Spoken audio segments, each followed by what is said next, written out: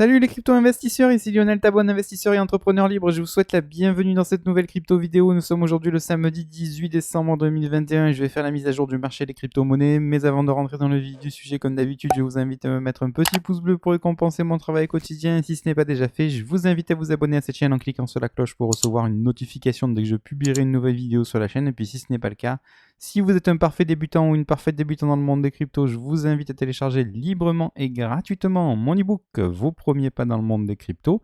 Pour cela, c'est très simple, vous cliquez sur le lien qui est juste en dessous de cette vidéo, vous m'indiquez votre adresse mail et je vous envoie tout ça dans votre boîte mail. C'est comme ça, c'est pour vous, c'est cadeau. Regardez la map qui est encore en PLS aujourd'hui, donc c'est du rouge sur la plupart des tokens, notamment moins 3% sur le BTC à 46 350 $, moins 2,3% sur le TH à 3 880 $, Solana à 174 $, moins 2,8%, le DOT à 24,74 $ à moins 5%, on a BNB sur les 525 $, moins 1,2%, AVAX dans le vert foncé à 209 $, plus 7%.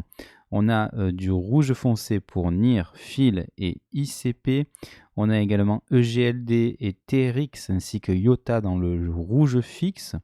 Nous avons HEX qui perd également plus de 13% à 20 centimes. Theta, FTM, Chiliz également dans le vert, dans le rouge foncé.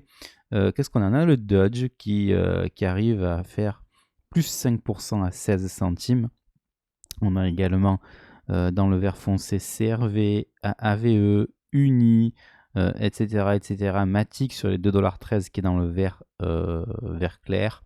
Et sinon qu'est-ce qu'on a? On a Link, AXS, Mana, FTT, Quant, Engine, HT, KCS qui sont dans le rouge pâle, XRP sur les 80 centimes à moins 1%. Voilà. Allez, on va regarder le Crypto Fear and Greed Index qui est sur les 24 points, donc nous sommes toujours dans le Fear. Les réseaux sociaux, quant à eux, qui ne dérogent pas et qui sont toujours dans le up, donc qui font de la résistance par rapport au Crypto Fear and Greed, et c'est toujours très intéressant de voir cela.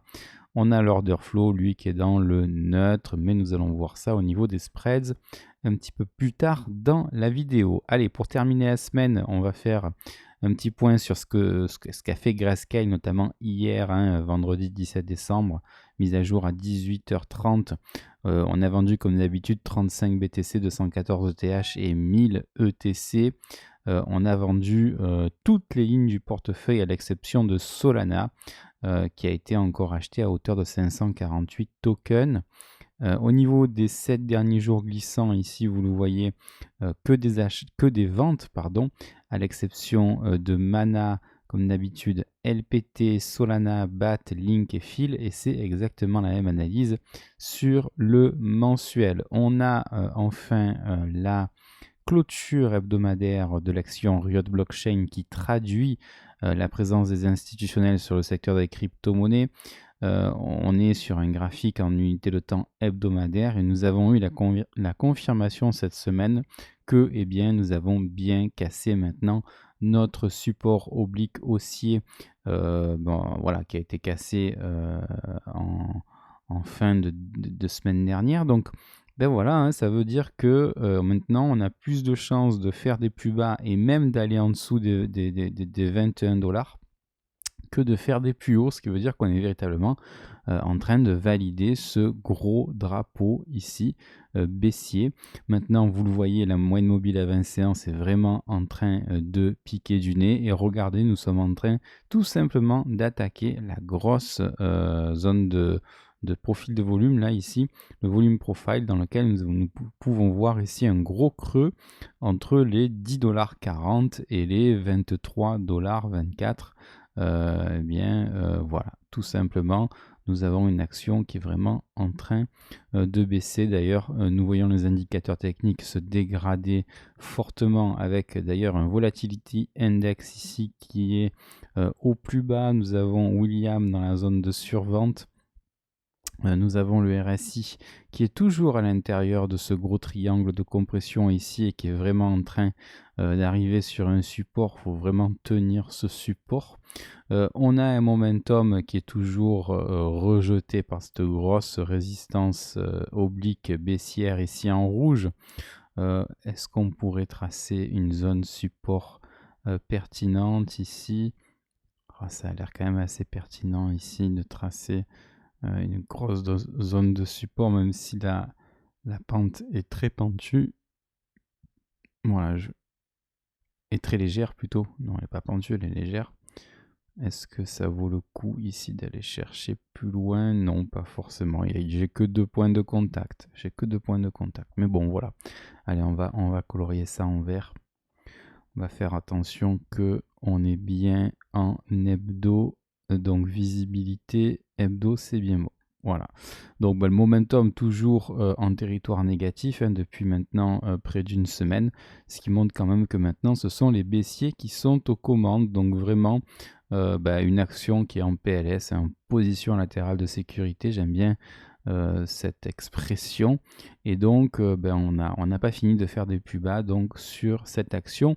Ce qui veut dire que le secteur des crypto-monnaies n'est pas prêt également de se relever en cette fin d'année 2021. Maintenant, on a des indicateurs qui nous le confirment. Le DXY, quant à lui, qui reprend maintenant des couleurs en s'affranchissant des 50% de Fibonacci de la précédente baisse ici, grosse jambe de baisse qui a vu justement s'arrêter cette baisse avec la formation ici de cette figure de retournement en forme de W qui a été cassée par le haut en cassant justement cette ligne de coup ici en jaune. On la casse ici en jaune le 27 septembre dernier. On fait un petit pullback le 18 octobre et on repart à l'assaut des 38,2% de Fibonacci à 94,47 points, puis maintenant le 50% de Fibonacci à 96,095 points. Vous l'avez compris, la target objectif, c'est la box rouge ici entre les 97,72 points et les 100,033 points. On n'est pas sur un actif ici qui prend de la valeur globalement, c'est tout simplement la valeur du dollar par rapport à un panel de devises, en l'occurrence l'euro, la livre sterling, le yen ou encore le franc suisse. Donc actuellement, il vaut mieux détenir du dollar que toute autre devise internationale. C'est vraiment ce que ça veut dire. Et d'ailleurs, on peut voir ici quelle est la valeur de l'euro libellé en dollars, puisque ça nous impacte nous directement en tant que Français. 1,12$, voilà. Alors que nous étions quand même sur les 1,20$ il y a de cela quelques mois. Donc si on a converti nos euros en dollars sur notre phase de bottom ici, si on devait reconvertir aujourd'hui nos dollars en euros, on aurait plus d'euros qu'au départ. Donc c'est plutôt intéressant de rester en dollars jusqu'à atteindre la petite box là ici, qui est tout simplement une zone de rechargement des shorts dans laquelle on aura vraisemblablement des vendeurs qui vont ici se montrer. Voilà. Allez, pour vous dire quand même que même si le DXY s'apprécie, il faut toujours regarder la réelle inflation et je le regarde moi à partir de ce graphique ici. Je vois ici que voilà, on a une jambe de hausse qui est en train d'être retracée, corrigée ici. Regardez, on est sur les au-dessus du premier arrêt à moins 26,63 points, on est sur les moins 22,93 points. On est dans des profils de volume qui sont vraiment très très très importants. Attention à pas basculer en dessous maintenant, puisqu'on a un trou dans la value, encore une fois. Si nous devions y aller, ça veut dire que nous casserions ce premier arrêt là, et puis nous reviendrions, c'est du conditionnel, dans la box verte ici entre les moins 46,21 points et les moins 38,06 points. Ça veut dire tout simplement que nous rebasculerions entre guillemets vers une déflation potentielle, ce qui veut dire que le cash reprendrait à ce moment-là de la valeur. Et ça, ce ne serait pas forcément une bonne nouvelle vis-à-vis du secteur des crypto-monnaies ou des actifs risqués. Maintenant, je pense vraiment que c'est une phase transitoire et qu'on va repartir sur une inflation quand même en tendance haussière, mais affaire à suivre tout de même. Allez, la capitalisation boursière du secteur des crypto-monnaies, on en parlait hier. On arrive maintenant petit à petit à la fin de la semaine. Alors, on n'est pas encore à la fin de la semaine parce que pour cet actif, enfin pour cette courbe, on ne clôturera cette bougie que dimanche soir 20h heure américaine. Donc pour le moment, on n'est vraiment pas bien puisqu'on est en train de casser tous les supports. On casse le premier arrêt sur les 2293 milliards de dollars. On casse la moyenne mobile à 20 séances qui est sur les 2307 milliards de dollars. Et on casse l'ancien support ici en vert qu'on avait cassé par le haut il y a maintenant quelques mois, puisque c'était le 11 octobre 2021. Et on est vraiment en train de confirmer la cassure par le bas de tous ces points de convergence, si j'ose m'exprimer ainsi. Et donc, ça veut dire que la tendance est en train de passer neutre. Elle n'est plus en tendance haussière, surtout dans cette unité de temps hebdomadaire. Donc, si nous venions ici à casser de manière confirmer cette semaine tous ces points de convergence, fort à parier que nous reviendrions dans la zone de rechargement à l'achat entre les 1532 milliards de dollars et les 1848 milliards de dollars.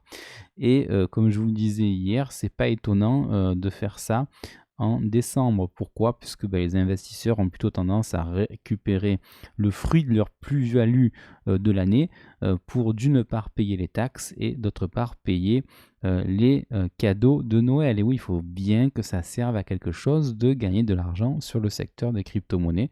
Voilà. Donc pour moi, c'est pas non plus hyper inquiétant ce qui est en train de se passer, surtout si nous regardons le graphique en unité de temps mensuel. Regardez, on ne peut pas dire qu'on n'a pas affaire à un graphique haussier. On fait des sommets de plus en plus hauts, des creux de plus en plus hauts également. Nous sommes au-dessus d'une moyenne mobile à 20 séances qui monte, qui est sur les 1287 milliards de dollars. Et vous savez ce que je pense des moyennes mobiles à 20 séances. Dans toutes les unités de temps, on doit à un moment ou à un autre retester cette moyenne mobile à 20 séances. Voilà. Autre actif risqué sur lequel on peut regarder un petit peu ce qui se passe, c'est tout simplement le S&P 500, l'indice américain des 500 plus grosses capitalisations boursières, et on voit qu'on est toujours au-dessus d'une moyenne mobile à 20 séances en hebdo. Donc voilà, tendance haussière qui est toujours celle-ci. On arrive sur des supports ici au niveau du momentum. Regardez, gros triangle de compression. Bien évidemment, si nous cassions ce support, ça voudrait dire que nous casserions un niveau sur le graphique, vraisemblablement la moyenne mobile à 20 séances. Ce n'est pas encore le cas, puisque voilà, là on a terminé notre semaine au-dessus de la moyenne mobile à 20 séances. Maintenant, on voit quand même que les indicateurs techniques sont vraiment en train d'accuser le coup. Regardez ici sur le RSI, on fait des sommets de plus en plus bas. C'est la même chose sur le momentum, c'est la même chose sur William où on casse à la baisse la zone de surachat. Donc attention quand même sur le S&P 500. La BTC dominance toujours dans le bas de son range ici en unité de temps hebdomadaire. Et en dessous d'une moyenne mobile à 20 séances qui descend. Donc on est de plus en plus proche des 39,6%. Donc c'est vraiment le plus bas là qui a été atteint depuis quelques semaines maintenant. Si nous devions à casser ce support-là, attention, ça voudrait dire que beaucoup d'altcoins vont commencer à s'amuser un petit peu et à surperformer le BTC. Le momentum, regardez, on valide encore une fois un double top, et attention à la ligne de coup qui est vraiment en train d'être testée actuellement. Si elle était cassée par le bas, ça voudrait dire que le momentum va encore corriger. Le RSI qui se rapproche dangereusement de la zone de survente, et William qui est déjà dans la zone de survente et qui valide complètement ce mouvement correctif. Le graphique des Open Interest avec la comparaison de la courbe bleue et de la courbe jaune. La courbe bleue, je vous le rappelle, c'est la totalité des Open Interest, et la courbe jaune, c'est le prix du BTC. On est à 37,36 milliards de dollars d'Open Interest et 46 500 dollars de BTC. BTC, on voit que voilà, à chaque fois qu'on a des courbes qui sont éloignées l'une de l'autre, on est plus sur la mise en place d'un bottom, alors que lorsqu'on teste voilà, la courbe jaune avec la courbe bleue, on est plus sur des tops, voilà, comme c'était le cas le 10 novembre dernier ou encore ici le 4 septembre 2021. On en arrive à l'analyse graphique du BTC en unité de temps journalière ici, et on est en plein dans la zone de rechargement à l'achat et même dans le bas de la zone de rechargement à l'achat. J'ai pris tout simplement ici les retracements de Fibonacci depuis la dernière hausse. Voilà, parce qu'à chaque fois je me fais avoir par le pinceau. Voilà, je vous rappelle ici que nous avions rebondi ici sur le haut de notre ancien canal, là sur les 40 652 $. On avait fait un plus haut sur les 69 000 $, donc j'ai tiré mes fibs ici. On est à l'intérieur d'un gros biseau descendant. Il est vraiment encore plus impressionnant que le biseau descendant de la fin de l'été dernier. Donc là, quand ça va casser par le haut ou par le bas, ça va faire vraiment mal, puisque c'est vraiment une figure relativement assez longue, hein. Ça fait vraiment depuis début novembre maintenant qu'on est en train d'évoluer à l'intérieur de ce gros biseau descendant. On arrive également sur le support des 78,6% de Fibonacci. Je suis en train de me demander si on va pas aller visiter les 0,886 d'ailleurs. Voilà, c'est des niveaux que regardent certains traders, donc je pourrais le rajouter ici dans mes fibs. Je vais dans style ou dans coordonnées. Non, c'est voilà, c'est dans style et je vais le cocher. Alors il n'est pas mis par défaut, donc il faut que je le rajoute en fait à la main. Donc voilà, comme ceci, 0,886, c'est parti, je suis d'accord. Et voilà, on le met ici. On voit que il est vraiment pas loin du plus bas de la mèche, là, hein, sur les 41 936. Donc on va le laisser et on va voir si c'est pertinent de le laisser. Pour le moment, on est toujours dans la zone de rechargement à l'achat, donc on est vraiment sur des prix qui sont intéressants pour des gens qui veulent faire du dollar cost average et qui sont voilà, des gens débutants par exemple qui voudraient acheter du Bitcoin pour un investissement très long terme. Voilà, donc on est en dessous d'une moyenne mobile à 20 séances qui descend, à l'intérieur d'un biseau descendant. On est en train de tester les 78,6% de Fibonacci. Au niveau des indicateurs techniques, alors qu'est-ce qu'on a?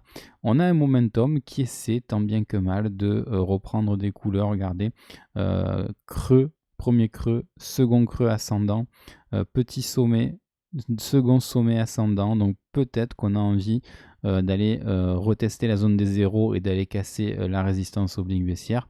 Donc petit triangle de compression qui, lors de sa résolution, aura pour conséquence la libération d'un gros mouvement sur les cours. Ce n'est pas encore le cas.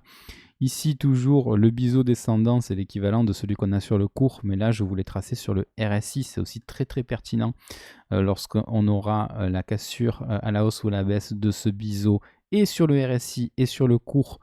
Ça sera beaucoup plus probant au niveau du mouvement à venir.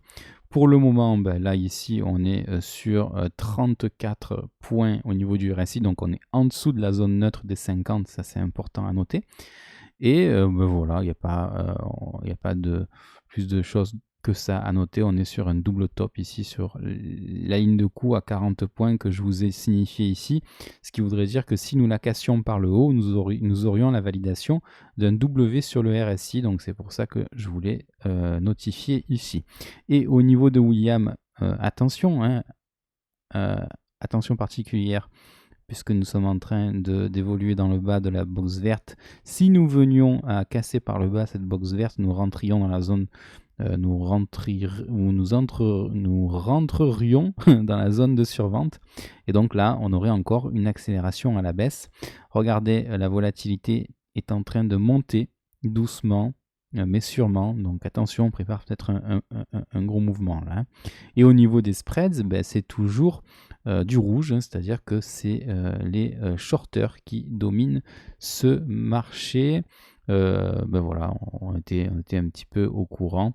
Allez, on va regarder un petit peu l'hebdomadaire, puisqu'on arrive en fin de semaine. Regardez, on est vraiment en train de vouloir aller tester l'ancienne résistance oblique baissière de ce gros triangle de compression. Et petit à petit, regardez, on veut tout simplement rejoindre la zone de rechargement à l'achat entre les 37 000 $ et les 44 000 $. Les indicateurs techniques sont vraiment en train de se dégrader avec un momentum en territoire négatif, un RSI sur les 40 points et un William dans sa box verte. Les spreads sont toujours très positifs et la volatilité est en train de baisser très fortement. Donc c'est peut-être maintenant le moment d'être patient justement pour pouvoir être attentif à un éventuel bottom qui se mettrait en place sur le BTC. On va regarder l'order flow ici en unité de temps journalière et c'est très bien puisqu'on est toujours en territoire négatif depuis maintenant pas mal de temps. À chaque fois qu'on revient en territoire positif, on revient tout de suite en territoire négatif. Ça veut vraiment dire que maintenant ce sont les shorters qui sont en train de driver le marché. Le funding rate est de plus en plus réduit, ce qui veut dire que les plateformes gagnent de moins en moins d'argent sur l'ouverture des positions des investisseurs. Les liquidations, il y en a encore un petit peu. On est sur des open interest très faibles depuis la chute ici du 4 décembre dernier. Donc j'ai envie de vous dire, c'est quand même pas mal tout ce qui se passe. Allez, l'ETH qui prend un petit coup de mou depuis que on surperformait un peu le BTC et on avait essayé justement de préserver le premier arrêt ici sur les 4020 $. Mais voilà, ça y est, on a cédé. Maintenant, on a les 50% de Fibonacci de la précédente hausse qui arrive en support à 3760 $. Donc c'est vraiment ces niveaux-là que nous allons surveiller, parce que regardez, on a beaucoup de mèches ici qui sont venues titiller un petit peu les stops en dessous des 50% de Fibonacci.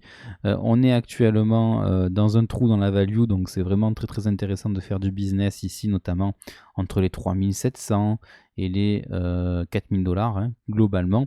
Est-ce qu'on va aller chercher la zone de rechargement à l'achat ici avec le trou dans la value entre les 3116 $ et les 3400 $? C'est une possibilité. C'est une possibilité, surtout que voilà, maintenant qu'on a cassé le premier arrêt, on a quand même plus de chances d'aller faire un petit tour dans la zone de rechargement à l'achat qu'autre chose. Mais pourquoi pas ici continuer à se faire à rebondir sur la zone des 50% de Fibonacci. Voilà, ça c'était l'analyse graphique de l'unité de temps journalière. On va voir un petit peu les indicateurs techniques. Donc grosse vidéo aujourd'hui, vous l'avez compris. La ligne de coup ici, c'est la ligne de coup de notre ancien M ici. On joue beaucoup avec cette ligne de coup. Un coup on la casse par le haut, par le bas, pardon. On la recasse par le haut ici, on la recasse par le bas. Maintenant on la recasse par le haut. Bref, vous voyez que voilà, le momentum ici s'amuse un petit peu. D'ailleurs, on est en train de tracer une espèce de support ici qui pourrait justement faire la maille à cette grosse figure de compression ici, tout simplement en triangle. Et vous l'avez compris, qui dit figure en triangle sur le momentum dit lors de la résolution de ce triangle, gros mouvement sur le cours. Le RSI, je vais me débarrasser de ces tracés là qui n'ont plus rien à faire. Maintenant ici je décoche le jour. Et ici, je décoche également le jour puisque c'est plus trop utile de garder ça. Je ne sais pas pourquoi j'avais ça. Voilà. Maintenant, ce qu'on peut tracer dans cette unité de temps, c'est cette résistance oblique ici qui est plus que pertinente avec 3 points de contact. Donc voilà, c'est assez pertinent. Ici, je vais m'assurer qu'on est bien. Voilà, je décoche donc la semaine, ça sert à rien de le faire apparaître sur l'hebdo. Je suis en journalier et ici je peux faire apparaître également un support. Je vois que celui-là pourrait être pertinent. Est-ce qu'il est pertinent? Ouais, il est pertinent. On a, je vais le modifier. Je vais plutôt prendre celui-là. Voilà, même si on n'a que 2 points de contact. Mais je trouve quand même qu'à court terme, ça peut être un support intéressant à ne pas casser. Voilà. Et pour la couleur, pour le moment, je le mets en vert, puisque pour le moment, c'est un support qui est en train de tenir. Donc, attention, hein, on va voir si donc on est capable ici de rebondir. Ici, vous voyez qu'à chaque fois hein, qu'on a un triangle, en réalité, qu'est-ce que je fais? Je mets en évidence un potentiel W. Regardez. C'est vrai que c'est pas forcément évident pour les débutants, mais on peut avoir ici un gros W, bien évidemment. Pour cela, il faut casser la résistance oblique baissière, d'accord? En rouge ici, voilà. On pourrait former un gros W. Voilà, ça serait vraiment l'objectif pour les haussiers. Maintenant, si nous cassions ce support, ben, au contraire, on serait en train de dessiner un M ici. On pourrait le voir ici, par exemple, ça pourrait être ça. Voilà, tout simplement un gros M. Et ça, donc, ça voudrait dire direction zone de survente ici sur le RSI, ce qui serait vraiment pas tip top pour les haussiers, bien évidemment. Voilà pour le RSI. Au niveau de William, on est toujours dans la zone, dans la box verte, mais en bas de la box verte, il ne faudrait pas également repasser en zone de survente. Et attention à la volatilité qui est en train de remonter petit à petit. Et regardez les spreads qui sont en train de faire des plus hauts dans le négatif, hein, on le voit ici. Donc attention, voilà. Et ça veut vraiment dire ici qu'entre des spreads négatifs et des cours qui reviendraient sur la zone de rechargement à l'achat, on aurait peut-être des zones de bottom qui se mettraient en place, mais attendons encore un peu, parce que si des fois on devait aller dans la zone de rechargement à l'achat, c'est vraiment dans cette zone-là qu'il faudrait recharger, hein. On n'appelle pas ça zone de rechargement pour rien, justement. Donc voilà, il vaut mieux recharger de l'ETH sur les 3100$ que sur les cours actuels. Bien évidemment, vous gagnez beaucoup plus d'argent en achetant de l'ETH à 3200 plutôt qu'à 3875 sur les cours actuels. L'order flow sur l'ETH, hein, pour terminer sur l'ETH libellé en dollars ici au niveau du spreads, je vais y arriver, toujours en territoire négatif, donc c'est plutôt sain. On a des fundings qui sont toujours positifs, mais quand même toujours de plus en plus réduits, ça se rapproche de 0, donc ça c'est bien. Les open interest qui sont relativement stables, les liquidations également, donc rien à dire de ce côté-là, tout est relativement cohérent. Allez, on termine avec le TH libellé en BTC qui lui est toujours surperforme le BTC. Regardez, on est au-dessus d'une moyenne mobile à 20 séances qui monte maintenant. On a un premier arrêt qui est véritablement en train d'être cassé par le haut. Donc l'objectif pour le TH maintenant, c'est de rejoindre la zone comprise entre les 0,1 BTC et les 0,12 BTC. Regardez les indicateurs techniques, c'est beau. On a William dans la zone de surachat, le RSI qui a envie d'y rentrer et le momentum sur le territoire positif. Donc tout va bien concernant ETH libellé en BTC. On va faire un petit peu le point sur mon portefeuille avec un Google Sheet qui n'est pas encore à jour. Je vais le mettre à jour sous vos yeux si ça prend pas trop de temps, parce que j'ai quand même pas mal d'onglets qui sont ouverts. Vous vous doutez bien qu'avec la baisse du jour, ça doit pas être tip top. On va voir un petit peu ici. Je vais mettre à jour l'ensemble des prix de ce Google Sheet en espérant que ça fonctionne et que ça soit pas trop long, sinon je couperai au montage. Mais voilà, ici je suis toujours obligé de faire une mise à jour de l'ensemble des prix. Voilà, ça marche du premier coup, c'est génial. Je regarde s'il n'y a pas des tokens qui sont en erreur au niveau de leur prix. Non, a priori tous les tokens ont bien leur prix à jour. C'est magique. On va sur le tableau de bord et on voit qu'on a un portefeuille qui est valorisé 37 000$, un petit peu plus de 37 000$. Ça fait 126% de ROI et ça fait 22 000$ de bénéfices nets depuis le mois de février 2021, date à laquelle je vous rappelle que j'ai investi un petit peu plus de 17 000$. Où est-ce qu'on le voit ça? Tiens donc, on ne le voit pas.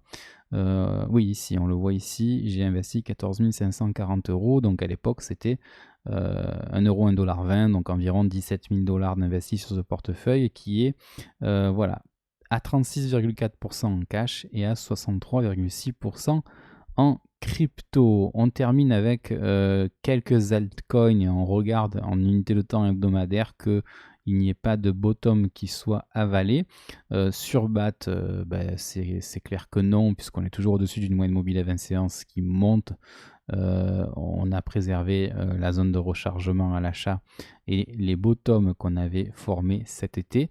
Au niveau de Chili's, c'est un petit peu moins le cas. On est en train de casser le second bottom ici, enfin ou plutôt le troisième, puisqu'on en a eu un, 2, 3 ici. On ne les a toujours pas cassés, les premiers, là, ceux de cet été. Donc ça, c'est plutôt intéressant. Par contre, avec la mèche ici de la semaine du 29 novembre, là, on a cassé ici les 24 centimes sur Chili's, mais rien de dramatique pour le moment. Sur RSR, on avait un gros bottom ici, le premier, là. Enfin, il y en avait deux, mais c'est plutôt le plus bas que je veux vous montrer à environ 1,6 centime. Le deuxième bottom, pour le moment, il est préservé. Regardez, si je zoome un petit peu, il faudra faire attention aux 2,69 centimes sur RSR. Pour le moment, c'est préservé. Voilà, pour le moment, c'est préservé. On attendra hein, en daily ou en weekly, ça se verra peut-être pas, mais un petit W qui nous permettrait quand même de repartir au nord avant d'avoir eh bien, avalé éventuellement ce second bottom. Mais pour moi, tant que les premiers bottoms ne sont pas avalés, il n'y a pas forcément péril dans la demeure. Là où il y a péril dans la demeure, c'est sur XRP que je m'inquiète un petit peu. Mais comme je vous expliquais hier, voilà, ce qui est intéressant, c'est qu'on a un M ici qui s'est dessiné et on a cassé la ligne de coup hein, ici sur les 85 centimes. Ça veut dire qu'on va corriger un petit peu plus.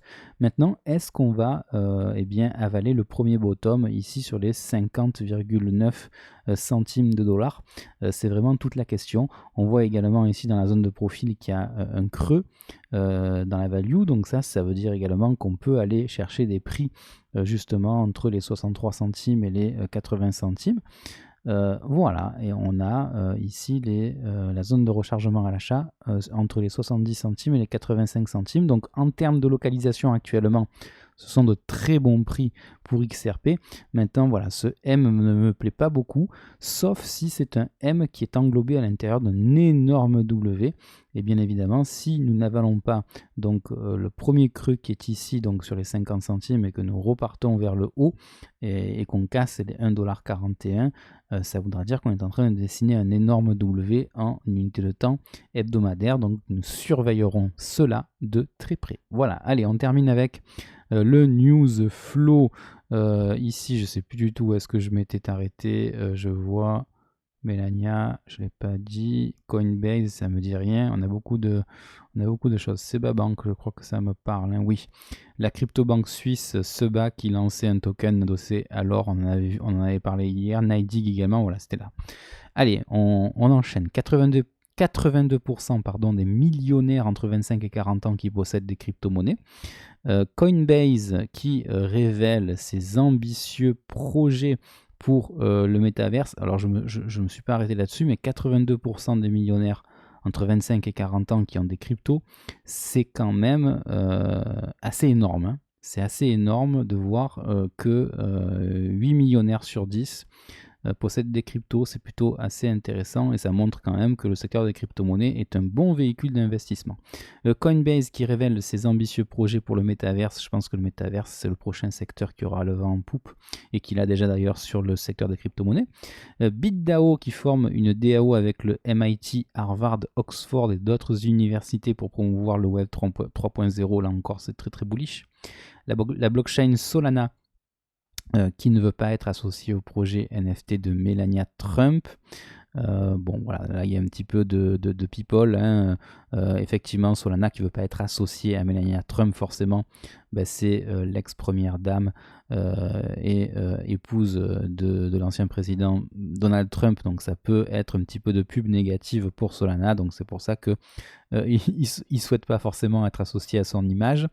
Analyse on-chain du BTC, un range pour la fin décembre, c'est ce que je crois. Hein. Moi, je pense vraiment qu'on va finir l'année entre les 42 000 et les 52 000 $. C'est ce qu'il y a de plus plausible, plus plus qu'on a une volatilité qui est en train de baisser et des spreads également qui sont en train eh bien de stagner en territoire négatif. Le BTC et l'Ether qui se dirigent vers un important mouvement, c'est également ce qu'on peut s'attendre quand on voit les figures en forme de triangle sur les différents indicateurs techniques. Je pense au RSI et au momentum, en général ça pardonne pas à chaque fois qu'on a des triangles derrière. Voilà, on va avoir tôt ou tard une résolution de ces triangles par le haut ou par le bas, mais ça va bien évidemment avoir pour conséquence des mouvements assez importants. Club de foot, WAGMI United, premier club de foot anglais financé par les crypto-monnaies. Nexo qui lance un service d'emprunt en crypto-monnaie garanti par des NFT. Vous voyez qu'on a quand même beaucoup de news qui sont positives et qui sont en faveur des crypto-monnaies. Le portefeuille multisignature Gnosis Safe qui adopte la blockchain Avalanche, et enfin Justin Sun qui quitte la blockchain de Tron et qui devient ambassadeur de la Grenade auprès de l'OMC. Voilà, j'espère que cette vidéo vous a plu. Si c'est le cas, je vous invite à me mettre un petit pouce bleu. Si vous pensez qu'elle peut intéresser d'autres personnes, partagez-la. Si ce n'est pas encore le cas, je vous invite à vous abonner à cette chaîne en cliquant sur la cloche pour recevoir une notification dès que je publierai une nouvelle vidéo sur la chaîne. Et puis n'oubliez pas, prenez soin de vous, prenez soin des gens que vous aimez, ayez l'esprit cash flow et passez un excellent week-end. Quant à moi, je vous retrouve comme d'habitude dès demain en vidéo. Ciao!